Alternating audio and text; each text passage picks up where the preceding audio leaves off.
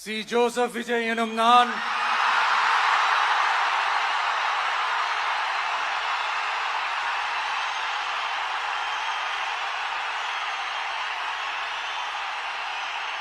சட்டப்படி அமைக்கப்பெற்ற இந்திய அரசியல் அமைப்பின்பால் உண்மையான நம்பிக்கையும் மாறா பற்றும் கொண்டிருப்பேன் என்றும்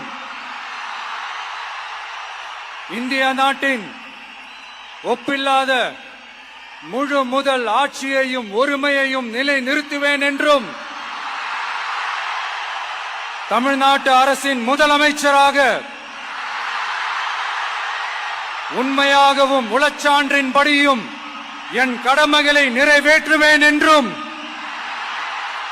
அரசியல் அமைப்பிற்கும் சட்டத்திற்கும் இணங்க அச்சமும் ஒருதலை சார்பும் இன்றி விருப்பு வெறுப்பை விலக்கி பலதரப்பட்ட மக்கள் அனைவருக்கும் நேர்மையானதை செய்வேன் என்றும் ஆண்டவன் மீது ஆணையிட்டு உறுதிமொழிகிறேன்.